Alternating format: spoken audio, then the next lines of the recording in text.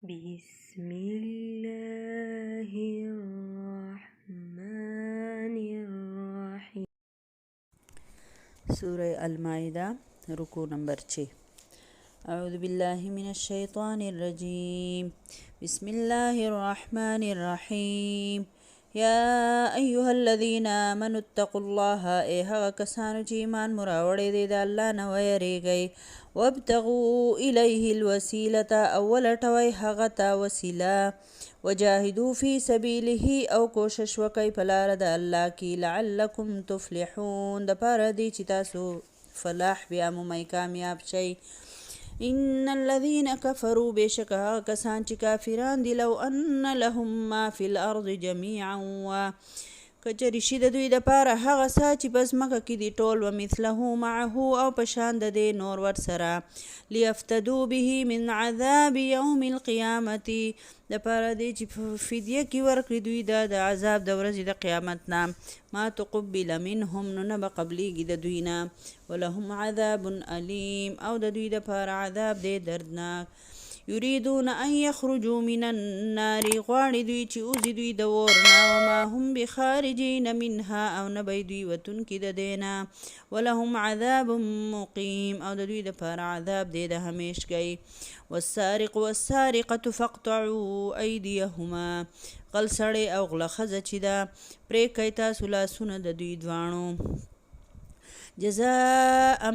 بما کسبا نکالا من الله دا بدله ده د هغه عمل چې دوی کړی دی دواړو د پاره د عبرت الله د طرف نه والله عزیز حکیم او الله غالب او حکمت واله دی. فمن تاب من بعد ظلمه پس څوک چې توبه وباسي وروسته د ظلم خپلنا واصلح او د ځان اصلاح وکړي فان الله یتوب علیه نو بېشکه الله پاک برجو د رحمت وکړي په ده باندې ان الله غفور رحیم بېشکه الله بخونکی مهربان دی. الم تعلم ان الله له ملک السماوات والارض آیا تا ته پته نه ده تا ته معلومه نه ده چې بېشکه الله لره د بادشاهي د اسمانونو او د ځمکې يعذب من یشاء ویغفر لمن یشاء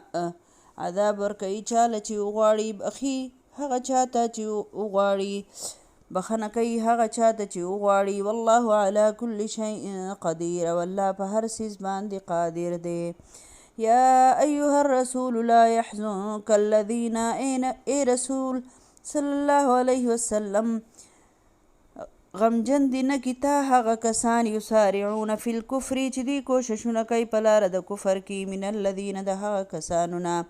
قالوا آمنا بافواههم چې وای دوی چې مونږ ایمان راوړی په خپلو خلو سره یا تش په خلو سره ولم تؤمن قلوبهم او نه ایمان راوړی دوی د زړونو نه ومن الذین هادوا سماعون للکذب او د هغه کسانو نه چې یهودیان شوي دي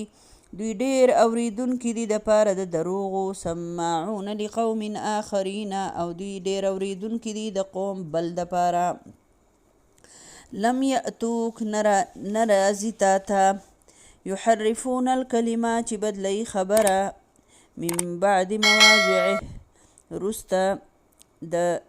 زگی خپلنا یقولون ان اوتیتم هذا فخذوه او دوی وای خلکو ته چې که درې کړو تاسو ته دا حکم نو بیا یې واخلئ وان لم تؤتوه فاحذروا او که چېرې درې نه کو دا حکم نو بیا ځان ساتئ یا هوښیار اوسئ. ومن یرید الله فتنته او هغه څوک چې اراده کوي الله پاک چې په فتنه کې واچوي فلن تملک له من الله شیئا پس نه لرې ته اختیار د ده دپاره د الله په مقابله کې هیڅ. اولئک الذین لم یرد الله دا هغه کسان دي چې اراده نه ده کړې الله پاک چې پاک کې زړونه د دوی لهم فی الدنیا خزي ولهم فی الاخرة عذاب عظیم د دوی دپاره په دنیا کې رسوایی ده او د دوی دپاره په آخرت کې لوی عذاب دی. سماعون للکذب دوی ډیر اوریدونکي د دروغو دي اکالون للسحت او خوړونکي د حرامو دي فإن جاءوک پس کچری راشي دوی تا فحکم بینهم پس فیصله وکړه د دوی په منځ کې واعرض عنهم او مخ وګرځوه د دوی نه وإن تعرض عنهم فلن يضروک شیئا کچری ته مخ وګرځئ د دوی نه نو هرګز ضرر نشي رسولی تا ته هېڅ قدر لا وإن حکمت او کچری پتا فیصله کوي فحکم بینهم نو فیصله وکړه د دوی په منځ کې بالقسط په انصاف سره ان الله يحب المقسطین بېشکه الله خوښوي انصاف کوونکي خلک وکیف یحکمونک او څرنګه به دوی په تا فیصله کوي وعندهم التوراة فيها حكم الله او د دوی سره تورات موجود دی چې شته په هغې کې حکم د الله ثم يتولون من بعد ذلك او بیا دوی مخ اړی وروسته دینا وما اولئک بالمؤمنین او نه دی دوی او نه دی دا خلک ایمان راوړونکي.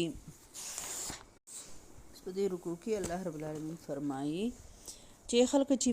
ایمان مو راوړی د الله نه ویریږئ او ولټوئ الله طرف ته وسیله او د الله په لار کې جهاد وکئ کوشش وکئ د الله په لار کې دپاره دی چې تاسو کامیاب شئ. د دې آیت نه د وسیلې تشریح چې دا مفسرین چې څنګه بیانوي نو هغه دا ده چې وسیله هغه ذریعې ته ویلی کېږي یا هغه سبب ته ویلی کېږي چې د الله تعالی د نږدېوالي د حاصلولو دپاره اختیار شي هغې ته وسیله ویلی کېږي. د وسیلې 3 جایزه صورتونه دي په 3 قسمه وسیله چې ده هغه جایزه ده. یو دا چې د الله تعالی د نومونو او د الله تعالی د صفتونو حوالې سره د الله نه غوښتل د الله نومونه وسیله کول ټیک شو. دویم دا چې د یو ژوندي بنده نه دعا غوښتل چې یو ژوندي بنده ته ویل چې زما دپاره الله ته دعا وکړه لکه زما په حق کې د الله ته دعا وکړه نو دام وسیله جوړول. دریم خپل یو نیک کار چې تا صرف د الله د رضا دپاره کړي او هغه وسیله کې او الله ته یې پیش کړي چې الله زما د حاجت پوره کړه او زما د سخته یا تکلیف یا بیماري یا پریشانی چې دا زما نه لرې کړه. نو د انس بن مالک رضی الله عنه فرمایي چې د عمر رضی الله تعالی عنه په دور کې چې د هغه په دور کې قات راغلی و نو مونږ حضرت عباس رضی الله تعالی عنه په وسیله سره دعا کړې وه او مونږ الله ته سوال کوو چې یا الله مونږ تعالی ستا د پیغمبر وسیله راوړې ده لکه د پیغمبر تره و که نه د نبي صلی الله علیه وسلم تره و حضرت عباس رضی الله عنه مونږ وی چې یا الله مونږ د پیغمبر د تره وسیله راوړې ده او الله ته په مونږ باندې باران راووروه او قات سالی خوش سالی نه په امان که. نو دا روایت کوونکي وایي چې الله رب العالمین باران وکړو دا د بخاري شریف حدیث دی. او دغه شانتي یو اوږد حدیث دی په بخاري شریف کې چې د بني اسرائیلو کې 3 کسانو یو ځل دوی په سفر باندې روانو تیز طوفان او باد و باران راغی دوی په یو غار کې پناه واخیسته او اتفاقا د غار خولې له یو غټ راغی کړپ په توان خطو ایسته کې غار بند شو. دوی 3 واړو چې زه اوس خو مونږ به 3 واړه مړه کېږو ځکه چې څوک رانه خبر نه دی او دننه ناست یو نو بس وی چې راځئ چې هر یو د خپل نیک اعمال وسیله الله ته پیش کړو که الله پاک دا زموږ دعا قبوله کړي. نو بس هر یو خپله خبره پیش کړه چې الله ما فلان کې کار ستا د رضا دپاره کړی بل وی الله ما فلان کې کار ستا دپاره کړی نو لکوټې د غار خوله لږه لږه کولاوېده او چې اخري 3 کس وی الله ما فلان کې کار ستا د رضا دپاره کړی و د خپل عمل وسیله در کومه الله زموږ د غار د خولې نه دا ګټ لري که نو ایسته کې هغه غار د خولې نه ګټ لري شو 3 واړه بهر ته راوتل دا د بخاري شریف حدیث دی. نو خبره دا ده لکه څنګه چې مونږ کم خیال د لیلة القدر په شپه باندې مونږ څه وایو مونږ وایو اللهم انک عفو تحب العفو فاعف عني نو مونږ الله رب العالمین ته وسیله چې د هغه پیش کوو چې مونږ څه وایو اللهم انک عفو یا الله ته معاف کوونکې تحب العفو الله ته معافي خوښوې فاعف عني نو ما معاف کا. پوه شوئ په دې دعا کې تاسو وګورئ که نه نو او د بني اسرائیلو د دې کسانو دغه چې وه د خپله خبره چې پیش کوله نو په بل ځای کې د هغې داسې وضاحت دی چې یو کس وی چې یاره به زما د تره لور وه او زما ډېره زیاته خوښه وه او هغه غریبه وه او بس ما له پیسې ورکړې او ما د بدکارۍ دپاره ورنږدې شوم چې څنګه زه ورتلم د هغې خواله بس هغې ما ته وایي چې د الله نه ویرېږه زما د غریبۍ نه غلطه فایده ماله نو وایي بس ما فورا توبه ویستله او د هغې د خوا نه راپاڅېدم ما بدکاري ونه کړله نو الله ما دا کار خو ستا د رضا دپاره پرېښودی الله ته په ما رحم وکړي او دا قبول کړي خدای او د دې غار د خولې نه دا ګټه خوا کړي نو هغه ګټ لږه خوا شو بیا بل کس وایي چې یاره به زما مور او پلاره چې زانانو زما به ګډې بجې سره ولې چې زه رالم نو الله تا ته علم دی چې زه به رالم نو ما به اول خپلې مور له به مې پی ورکول نو یو ورځ رالم زما مور ما ناوخته کړی زما مور وده شوې ما د هغې پورې پی نیولې زما د مور سترګې کولاو شوې نو ما وله بیا پی ورکړله لکه د هغې پورې نو الله که ما دا کار ستا د رضا دپاره کړي الله ته د دې غار د خولې نه هغه دا ګټ لرې کړي نو الله رب العالمین ورته نور هغه ګټ چې دی هغه اخوا کو دی درېیم کس بیا دعا وکړله چې یاره به د ما سره یو کس مزدوري وکړله او هغه مزدور زما نه مزدوري وانهغسته هغه لاړو وی چې دی راځم بیا نو اخیر دا ما په هغې پیسو یو بیزه واغسته هغه بیزې بچې راوړو هغه بچې لوی شو هغې نور بچي راوړي اخر دا چې لوی رمتې جوړه شوه بیا ما به سوال کو چې الله د دې د کس را پیدا کړي چې کس څنګه الله پاک لکه راغی او الله تا ته علم دی چې هغه راغی ما ورا ټولې بیزې ورکړې هغه وی چې نه دا خو زما نه دي لکه زما پیسې راکړم دوی ته وی چې دا خو ستا دې کس ورته وی چې دا خو ما ستا په هغه مزدورۍ په پیسو باندې یو بیزه هغسې د هغې نه دونه رمه جوړه شوې وه نو الله پاک ما خو ستا د رضا دپاره دا کار کړی و هغه ټوله رمه ما هغه له ورکړل په دې طریقه د غار د خولې نه ګټ چې دی هغه لرې کړلی شو نو دې ته د الله رب العالمین ته وسیله یعنی ذریعه الله د نږدېوالي ذریعه جوړول دې ته ویلی کېږي که نه نو الله فرمایي چې د الله نه یریږئ او الله ته وسیله لټوئ او د الله په لار کې جهاد کوئ او دغه شان وسیله چې ده د الله تعالی د عرش سره نږدې یو مقام نوم هم دی دا وسیله چې ده د جنت په جنت کې د الله د عرش سره نږدې د یو مقام نوم هم دی نو ځکه موږ ته هر مسلمان ته رسول الله صلی الله علیه وسلم دپاره دعا غوښتل موږ ته ښوولی شوي دي موږ وایو که نه آتي اللهم رب هذه الدعوة التامة والصلاة القائمة آتي محمدا الوسيلة والفضيلة که نه موږ وایو یا الله نبی صلی الله علیه وسلم ته وسیله عطا کا یعنی نبی صلی الله علیه وسلم فرمایي چې کوم بنده زما د وسیلې دپاره ما دپاره دعا وغوښتله نو زه به د هغه شفاعت کوم دا هم د بخاري شریف حدیث دی او دغه شان دام وسیله ده چې ته د الله په لار کې جهاد کې یعنی یو خو قتال فی سبیل الله دی که نه چې ته جنګ له لاړ شي او یو جهاد دا دی چې ته د اسلام اشاعت کې اسلامي نظام د قیام دپاره منډه وهې د هغې دپاره کوشش کې په دې لاره کې چې راغلي کوم رکاوټونه دي نو د هغې د لرې کولو کوشش کې چې الله په ځمکه د الله تعالی نظام قایم شي نو دا هم وسیله ده الله ته د نږدېکت ذریعه ده که نه نو مونږ اکثر اسماء الحسنه وایو که نه نو د الله تعالی دا نومونه چې ووایي په دې باندې سوال کې نو هم ډېر زیات قبلیږي اکثر ملګري تپوس کوي څوک وایي زما د بچوړو رشتې نه کېږي نو دا اسماء الحسنه چې بنده ووایي که نه نو په دې کې ډېر شی د الله تعالی هر صفت چې دی هغه بیان شي بیا پې بنده سوال کوي چې الله تعالی ستا د صفتونو د قدرتونو واسطه در کوم والله زما دا حاجت پوره که نو دا ده چې اوس په بیا تاسو وایي چې څو ځله به یې وایو نو دا څو ځله به یې وایو په اسلام کې نشته ټیک ده د سلو ځلو نه زیات نبي صلی الله علیه وسلم ذکر نه دی ښوولی او دا لکونه او دا زرګونه او دا څیزونه چې دي نو دا نشته دی د قرآن و حدیث نه ثابت نه نو زه یې څنګه ثابت کم که نه نو د دې لږ خیال کوئ ډېر ځله یې وایې دا نه چې تو به د سلو نه کم وي ښه ډېر ځله یې وایه خو دا نه چې دونه ځله یې وویمه چې دا چل به وشي او دونه ځله یې وویمه چې دا چل به وشي نو الله تعالی ته د الله تعالی د نومونو د ښایسته صفاتو د نومونو واسطه ورکوئ دغه شان د نیکانو خلکو نبي صلی الله علیه وسلم او د صحابه هم دا طریقه وه چې یو بل ته به یې دا وی چې ما په دعا کې یاد ساته مونږ به هم یو بل ته دا وایو چې ما ته دعا کوه تاسو به ما په دعا کې یاد ساتئ زه به تاسو په دعا کې یاد ساتم او بختور هغه بنده دی چې د بل مسلمان دپاره دعا وغواړي او هغه دعا الله پاک د هغه قبوله کړي او د هغه بنده هغه حاجت پوره شي نو دې بنده ته دونه ثواب میلاو شو او د هغه په ثواب کې کمی رانغی نو الله پاک دی مونږ د یو بل دپاره بهترین د یو بل د خیر ښېګړې ذریعه وګرځئ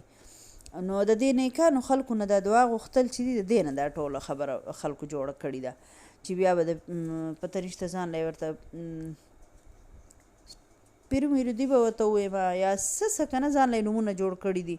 او د هغې نه لویه مسله جوړه شوې ده نو الله پاک څونه ښکلې طریقه ما ته ښایي چې د یو بل سره مینه کوئ محبت کوئ نیک بنده ستا په نظر کې نیک دی ورته وایي ما ته دعا کوه مور ته وایي پلار ته وایي ما ته دعا کوه استاد ته وایي ما ته دعا کوه که نه مشرانو ته خلک وایي هسې سوالګري راشي ته ولې څه حاجت پوره کړې خیرات خیر زکات ورکړې ورته وایي دعا راته کوه که نه دا ټولې خبرې په دې کې راځي ښه او بیا دلته الله پاک بل قانون بیانوي چې د غل سړي او د غلې ښځې نه دی لاس کټ شي نو د دې پوره تفصیل دی ما او تاسو عدالت نه یو او نه را سره دغه قانون شته دی که نه خو لکه په دې خبره مونږ پوهه یو چې په قرآن کې الله رب العالمین د غل سړي او د غلې ښځې د لاس کټ کولو حکم را لیږلی دی لکه قرآن دغه کتاب نه دی چې بس صرف مونځ او اودس کتاب دی الله رب العالمین په قرآن کې قانون بیان کړی دی بیا په حدیث کې د دې پوره تشریح ده نبی صلی الله علیه وسلم په وخت کې یو کس ښځې غلا کړي ونو د نبی صلی الله علیه وسلم خادم زید رضی الله چې و نو د هغه زوی اسامه هغې دغه کو د سفارشي کو راویلې کو چې لکه د دې ښځې نه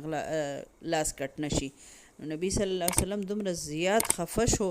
او وی که زما لور فاطمه غلا کړې وي نو هم به تیزو لاس کټ کوم بني اسرائیل خو ځکه تباه شو چې کله به مخاوریز بنده غلا او دغه وکړه نو هغه له به یې سزا نه ورکوله او چې کمزوري به وکړه نو هغه له به یې سزا ورکوله مطلب د اسلام سزاګانې چې دی د دې دپاره دي چې په وطن کې امن راشي فساد ختم شي په دې خبره به ځان پوهه کړو الله پاک ولې وایي چې لاس دې کټ کوي ځکه چې سبا بل بنده غلا نه کوي سبا بل بنده زنا نه کوي ځکه وایي چې رجم شي کوړې وله ورکوي که نه دا ټول د اسلام ښایسته قانون دی الله دې زموږ په وطن کې نافظ کړي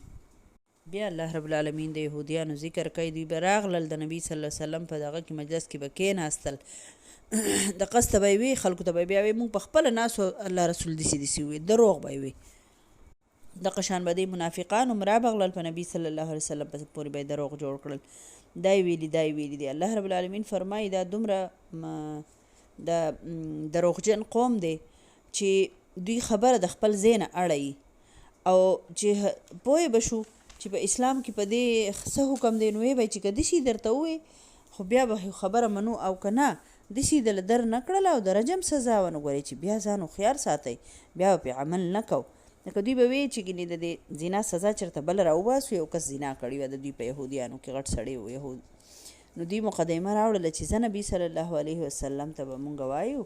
چې که داسې سزا وه چې رجم و نو بیا به غږ نه کوو بیا به په دوی باندې نه منو او که د دوی په دې مسلمان قرآن کې چېرته بله څه سزا وي نو نبي صلی الله علیه وسلم دې تپوس وکړو یهودي ته یهودي نه وایي ستاسو په کتاب کې د زناکار څه سزا ده نو بس مخ چې تور کوي په بازار کې وګرځي حالانکه دروغ وي دا خو هم رجم سزا وه که نه نو ځکه الله رب العالمین فرمایي چې دوی خو د الله حکم د خپل ځای نه اړوي او دوی په تا فیصله نه کوي دا تاله راشي چې فیصله وکړي دا چېرې هم په تا فیصله نه کوي ځکه په تا فیصله نه کوي چې دوی سره تورات موجود دی په هغې کې د الله حکم موجود دی دوی د هغې نه مخ اړوي خو دا مؤمنان خلک نه دی لکه دا ایمان راوړونکي نه دي د الله تعالی په کلام کې به خبرې رایستې سوچ کوئ که نه تورات کې رد و بدل راوستو الله دې موږ ټول د داسې حالت نه په امان کړي